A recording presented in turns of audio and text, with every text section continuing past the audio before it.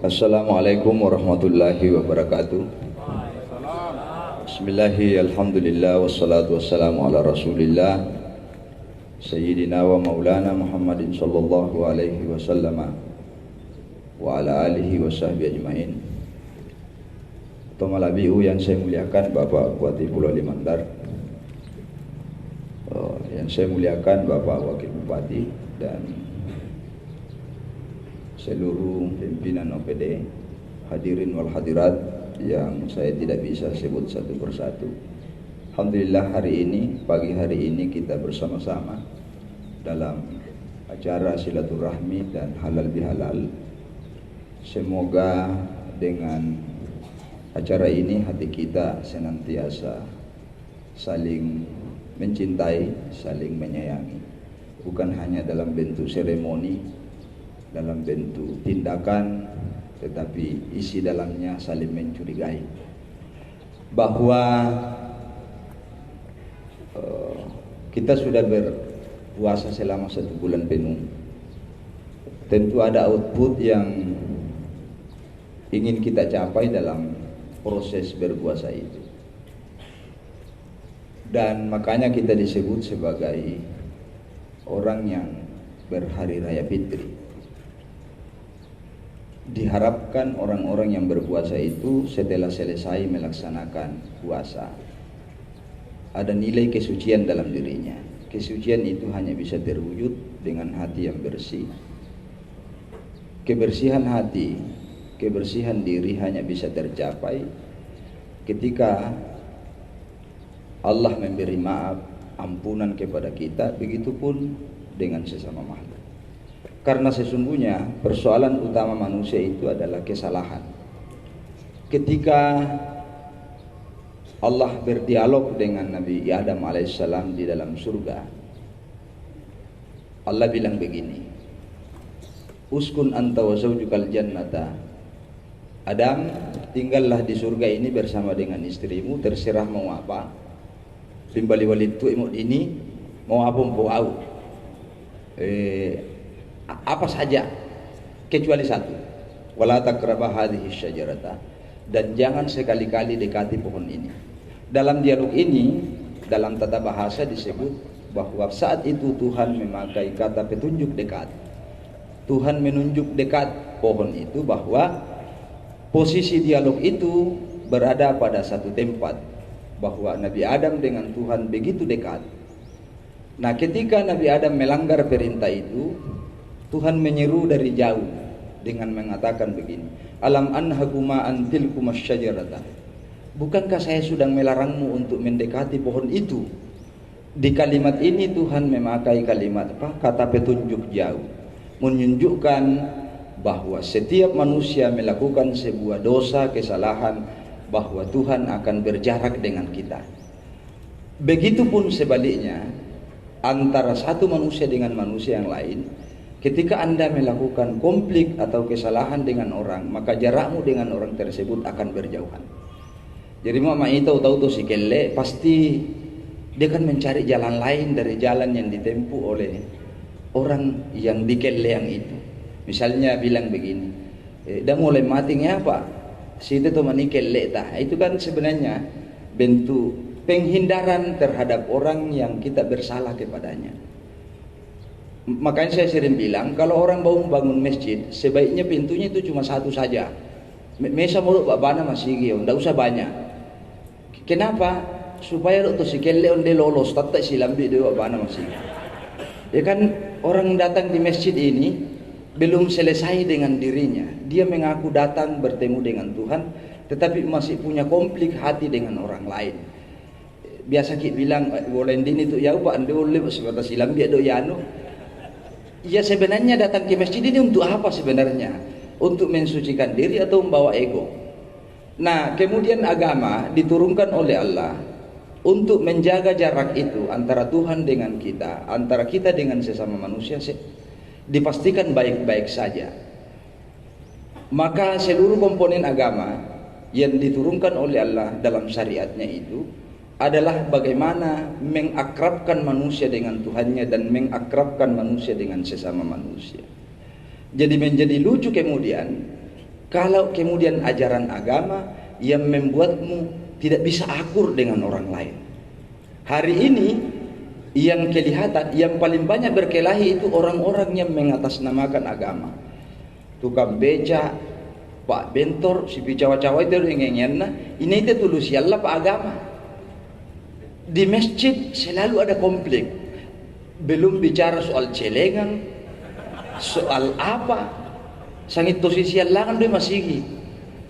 Belum bicara soal panitianya, pura teman ini rapat disepakati, lembu ini kerja, itu kan yang seperti. Belum bicara soal orang yang saling menyalahkan dalam agama, bahkan saling mengkafirkan, padahal sama-sama bicara atas nama agama.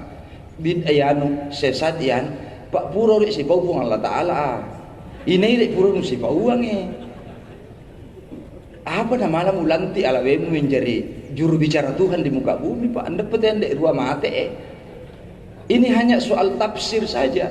Anda menafsirkan seperti itu, saya menafsirkan seperti ini dari sudut pandang yang berbeda, ya boleh saja. Oleh karena itu, output utama dari bulan Ramadan ini sesungguhnya adalah ditegaskan oleh Allah, jadilah orang yang bertakwa. Nah, kata takwa ini sebenarnya menjadi sangat subjektif dalam kepala manusia karena dia tidak bisa dijelaskan seperti apa bentuknya. Karena dia urusannya hati. Tetapi Tuhan sendiri memberikan gambaran soal seperti apa perilaku orang bertakwa itu. Yang pertama, alladzina yunfikuna bis-sarra'i wad-dharra'i, bahwa orang-orang yang bertakwa itu selalu mau berbagi dengan orang lain tanpa dipengaruhi kondisi ekonominya. Kan itu tidak sebenarnya kebaikan kita itu dipengaruhi oleh situasi. Jadi mau tanggal baru malawo tahu. Tapana matua tanggal cagu-cagu lari itu tahu. Ya itu manusiawi dan tidak salah itu Pak. Hanya kalau mau meningkat sedikit makam kita di hadapan Allah, ganti itu menjadi tidak berbatas. Tapi ini sulit. Kenapa? Kedermawanan malawo di hadapan Tuhan adalah perilaku yang sangat dihargai. Banyak riwayat yang menunjukkan bahwa orang-orang yang dermawan itu selalu berada dalam kasih sayang Tuhan. Iya untuk nama tuang busuang. So nama lo percaya no yang penting malawo. Si mata Allah mak yang penting muyawo. Si mata muya doimu. Daripada maju apa tapi makin kiro anak karena anak itu no nari apa tipumu itu kan seperti jadi tidak ada manfaatnya. Salau-lau masih mabiriyama tak endalek malah diandek mandak gunana itu no itu untuk dirimu sendiri. Nah yang hebat di hadapan Tuhan itu ada orang-orang yang selalu mau berbagi dengan orang lain. Ada satu riwayat mohon pun Allah Ta'ala lo Nabi Musa, saya punya hamba di muka bumi, saking banyaknya dosanya itu orang, seluruh rongga-rongga bumi itu ada semua dosanya di situ. Asalkan kalau dia bodoh sana, pokoknya di mana saja itu lubang ada lagi dosanya itu orang. Tapi orang ini saya tidak pedulikan dosanya dan ku ampuni dia dan ku masukkan dia di surga. Apa kata Musa? Apa lebat itu nak tahu buang nama cangatenga, anda mau pendalingai dosa-dosana. Satu ji, apa itu Musa? Dia suka duduk dengan orang-orang miskin. Dia suka datang berbagi dan suka menghibur hati orang-orang yang sedang bersedih. Suka mengusap kepala anak-anak yatim. Suka hadir di tengah-tengah orang yang sedang terluka hatinya. Ia untuk dek tahu mau mi apa mi dinna rosana wadah pangatoi. Nah, ini kan prinsip utama dari salat, dari puasa itu sendiri. Bagaimana orang bisa menumbuhkan kepedulian dan empati terhadap keadaan orang lain. Ia untuk mana puasa tahu. Jangan terlalu mewah Pak kalau buka ki. Dilupai nanti kalau ada orang di sana yang selalu tidak nyaman hidupnya.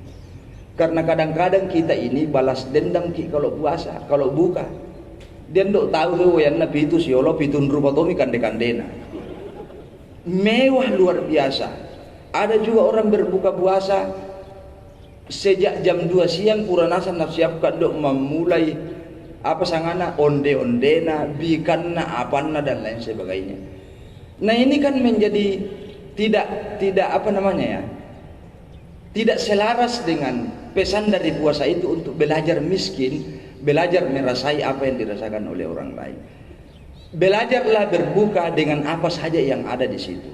Apalagi mari itu dek benemu mau umpatengan nih, bangun ende kayak sarah dek mau nanti ya.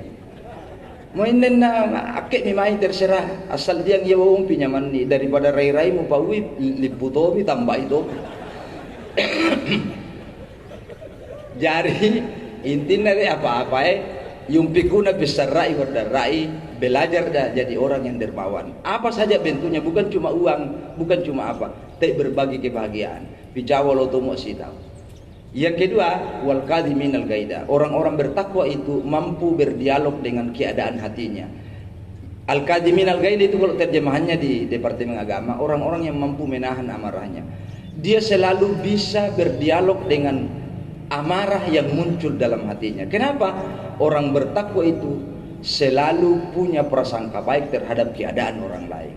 Jadi mama ita itu merokok landur puasangan, yang muncul pertama dalam dirinya itu adalah prasangka baik. Kira-kira dek tahu sambungan kapan dia nandamar puasa. Ya tapi kan tidak mungkin juga sambungan mau tomo aneh. Mau dek mi apa bicara nama dia menaula bu tatap mi tim bundang mau pak tan tidak mungkin mau dia haid ya.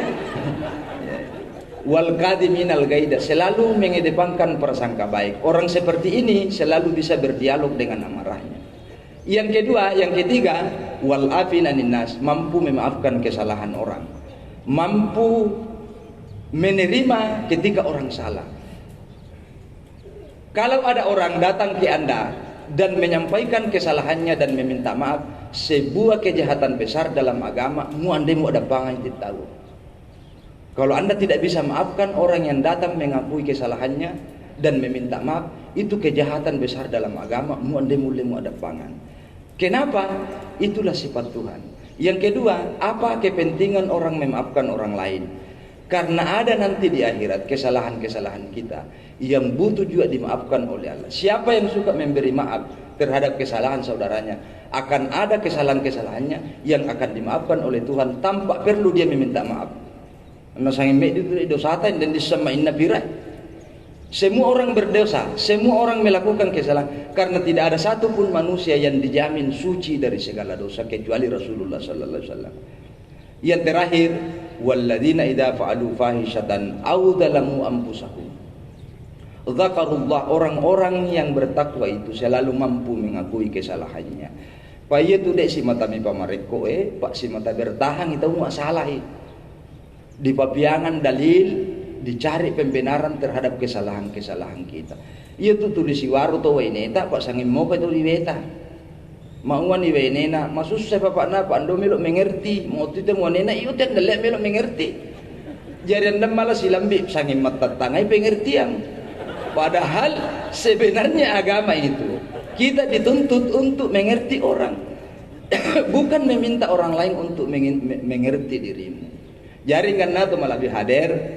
Saya tidak biasa berpanjang lebar bicara di depan Pak Bupati. Saya selalu pergi sama-sama beliau dan ada undang-undangnya. Saya kalau sama-sama beliau saya harus bicara duluan. Dan ini yang terjadi hari ini. Kita berharap bahwa Tuhan memberi kita umur yang panjang. Mudah-mudahan kita ketemu lagi bulan Ramadan yang akan datang dengan suasana yang lebih baik. Mudah-mudahan maconasan dan leta sehat tahu. Dan yang paling penting, ketaatan kita sebagai seorang yang beridentitas PNS itu perlu ditingkatkan sedikit. Wita kena dia masih sana dia diatur repik kok. Ya. Sama saya perlu diurus dia. Oh, silakan duduk. Saya bilang usaha sih saya ubah wali-wali. Ternyata dia solau belakang. Jadi ini bukan kritik, saya hanya menyampaikan bahwa saya tidak setiap hari di sini dan saya hari ini melihat sesuatu yang menurut saya anda mah coba Pak Manipur itu puasa. Jadi saya kira inilah yang bisa saya sampaikan atas nama Syed Pandu, juga atas nama Imam Besar Masjid Agung Syuhada. Memohon maaf yang sebesar-besarnya terhadap kita semua. Mohon maaf lahir dan batin. Mudah-mudahan Allah mensucikan hati kita dan mudah-mudahan Allah memasukkan kita nanti di surga bersama-sama insyaallah. Saya kira itu, wa duntum fil khairi wal barakati wan najah. Wassalamualaikum warahmatullahi wabarakatuh.